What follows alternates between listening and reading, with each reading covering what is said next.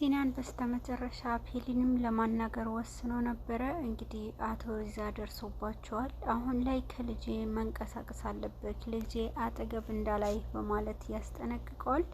እንግዲህ ሲናንም በዚህን ሰዓት እንደዚህ ሲያናግረው አባዬ አንተ እንደምታስበው አይደለም እና እያለች እንግዲህ አባቷም እንዳይነቃባት ሲናንና ፔሊን አብረው እንደነበሩ እንዳይታወቅ ትነግረዋለች። በዚህ ሰዓት አንቺ ምን የምታውቂው ነገር የለም ስለዚህ ልጅ እያለ ነበረ የተናገረው። ፔሊንም አባቷ ለማስማማት ብትሞክርም አቶ ሪዛ ግን በጭራሽ አንቺ ስለዚህ ልጅ በጭራሽ አትናገሪ፣ እሱ አንቺ አታውቂም ያደረገ ነገር ይላታል ማለት ነው። በዚህ ጊዜ እንግዲህ ሲናንም በጣም አንገቱ ደፍቶ ነበረ። አቶ ሪዛም በጣም እየተጫነው ነበርና አቶ ሪዛ ቀጥሎ እንግዲህ እያለው የነበረው እሱ ባለ ትዳር ነው፣ አግብተዋል፣ ለምንድን ነው አንቺ እሱ አጠገብ እያለሽው በማለት ነበር የተናገረው።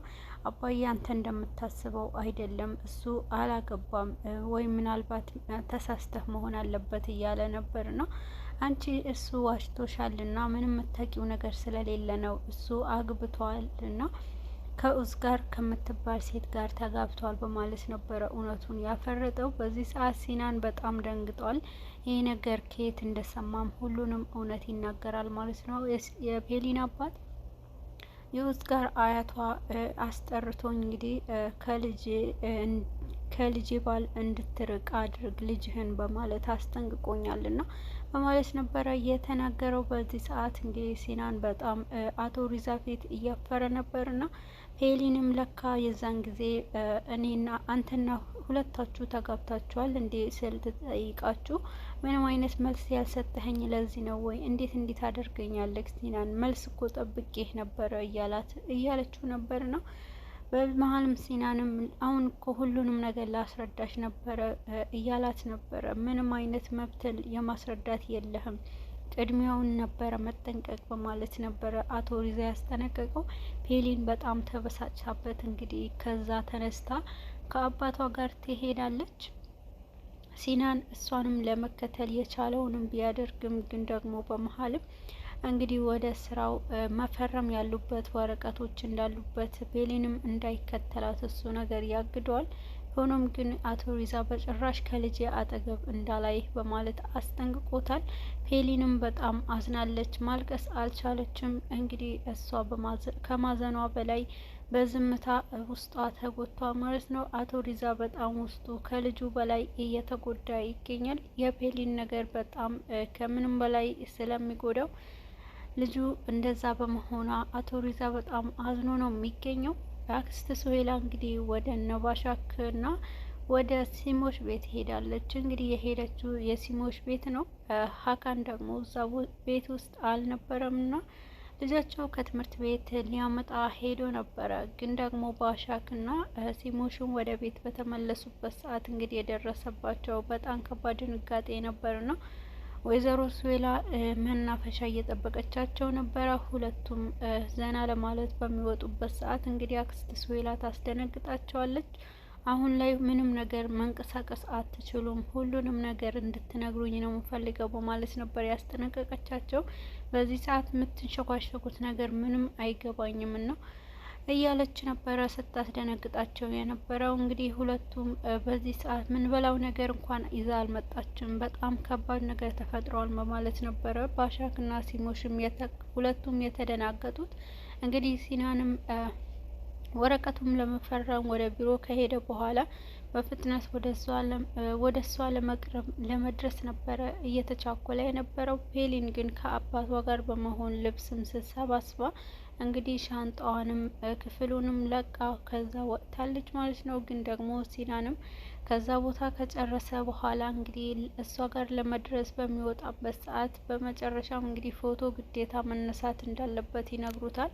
በዚህ ጊዜ ሲናንም ሌላ ጊዜ ቢሆን አሁን ላይ በጣም ቸኩያለሁ ቢልም አይ ግዴታ ነውና መሳፈር ያለበት ወደ ሌላ ሀገር የሚሳፈር ሰው አለ፣ ስለዚህ ግዴታ ነው በማለት ነበር እንግዲህ የተናገሩት። ሲናንም ለዚህ ሁሉ ጊዜ የለፋበትንም ነገር ላለመተው እንግዲህ አሁን ላይ ፔሊንም ታመልጠዋለች። በዚህ ሰዓት ፔሊንም ከወጣች በኋላ ነበረ እንግዲህ ወደ ክፍሏ የደረሰው። ክፍሏ ከዚሄድ ግን ክፍሉ ተለቋል ተብሎ ይነገረዋል። በጣም ያዝናል። እንግዲህ እሱም ወደ ቤት ለመመለስ ይሞክራል። ወደ ቤት ለመመለስ በሞከረበት ሰዓት በጣም ከሪምም እሱን ለማናደድ በጣም መጥፎ ነገሮች ሲናገረው ነበር ነው። ፔሊንም የት ሄዳ ነው ብቻህን እንዴት ትመለሳለክ እያለው ነበር ነው።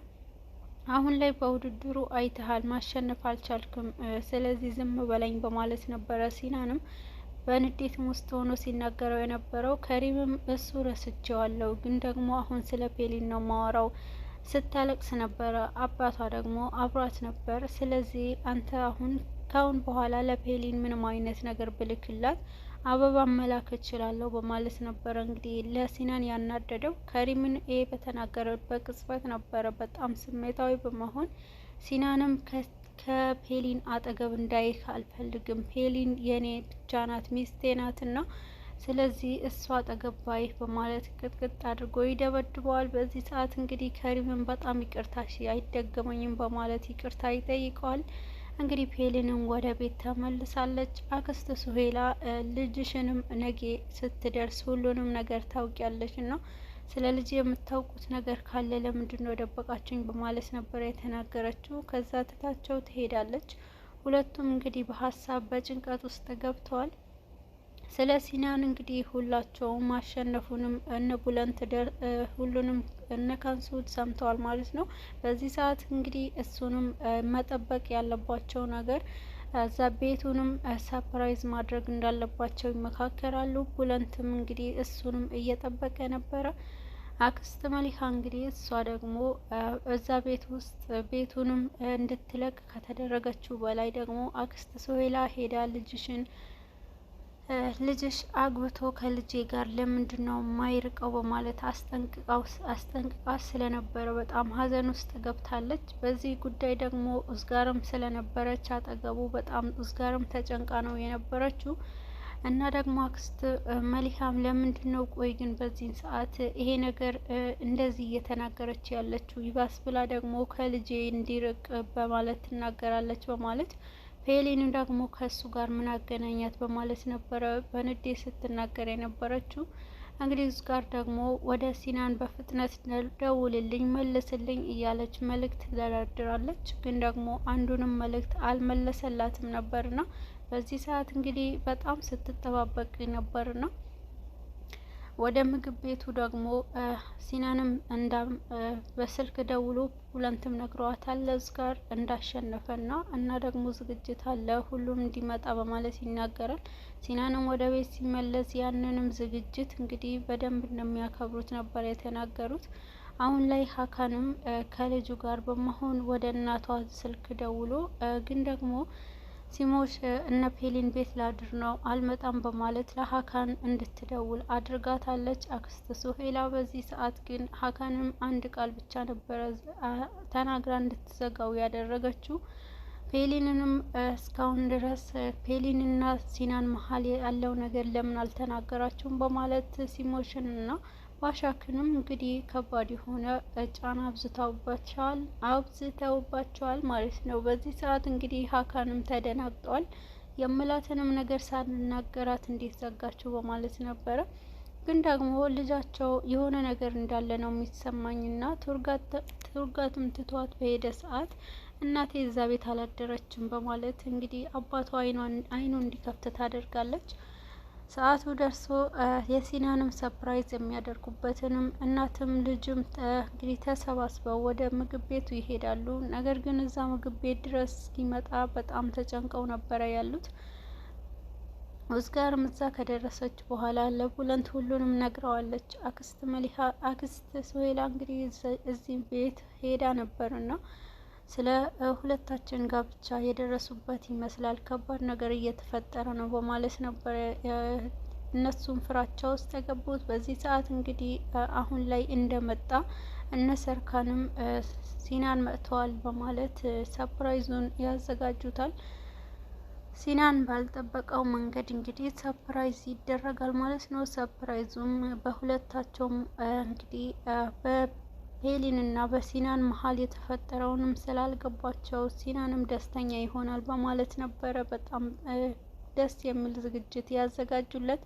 ነገር ግን ሲናን አሁንም እንዳዘነ ነው። ፔሊንንም ማስረዳት ስላልቻለ በጣም አዝነዋል ማለት ነው። አክስት ሱሄላ እንግዲህ ፔሊንን ከዚህ በፊት እናንተ ሁሉንም እያወቃችሁ ለምን ደበቃችሁኝ በማለት ባሻክና ሲማይም እንግዲህ በጣም ከባድ የሆነ ነገር ስታፋጥጣቸው ነበረ። ሁለቱም ልክ እንደ እስር ቤት እንዲቀመጡ አድርጋቸዋለች። ግን ደግሞ አቶ ሪዛ ከልጁ ጋር ወደ ቤት ይመጣል። በዚህ ሰዓት እንግዲህ ልጆቹም ሁለቱም ሴቶች ጓደኞቿ ቤት ባየች ሰዓት እንግዲህ ሁሉንም ነገር እውነቱን ይወጣል። አክስት ሱሄላ ሁለቱ የት ነበራችሁ? ሁለታችሁ አብራችሁ ነበራችሁ? በማለት ነበር አክስት ሱሄላ የተናገረችው። በዚህ ሰዓት እንግዲህ ሁሉንም ነገር ትደርስበታለች።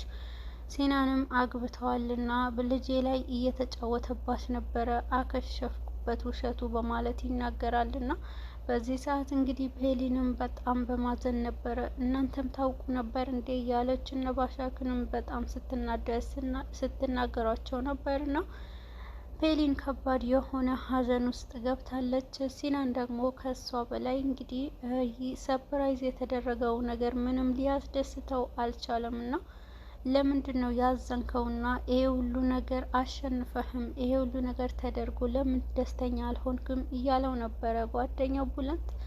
ፔሊን ሁሉንም ነገር ላይ ደርሳበታለች። ስለዚህ ይሄ ነገር ሳልጨርስ ይሄ ነገር ሳያበቃ ምንም ደስተኛ አልሆንም በማለት ነበር የተናገረው። እንግዲህ ኡስጋርም እንደ ጠላት እያያትና እና አንቺ እፈልግሻለሁ ላዋራሽ በማለት ያስጠነቅቃታል። ኡስጋር በቃ እውነቱን አውቀዋል ማለት ነው በማለት እንግዲህ እሷ በጣም አዝናለች። ኡስጋር ሲናንም ከማፍቀሯ በላይ ለፍቅሯ እንደምትታገል ነው እሷም የተናገረችው። በዚህ ሰዓት እንግዲህ ኡስጋርም ከሲናን ጋር አሁን ላይ አያትሽን ያዥልኝ፣ እኔ ለማንም ብዬ ካሁን በኋላ ፔሊንንም አላስከፋትንም፣ በህይወቴም ውሸት አልይዝም ነው ፔሊንንም ድጋሚ ማጣት አልፈልግም ብላለች። እንግዲህ ፔሊንና ሲናንም አሁን ላይ በኡስጋር የውሸት ጋብቻ ምክንያት ሁለቱም ተበጣብጠዋል።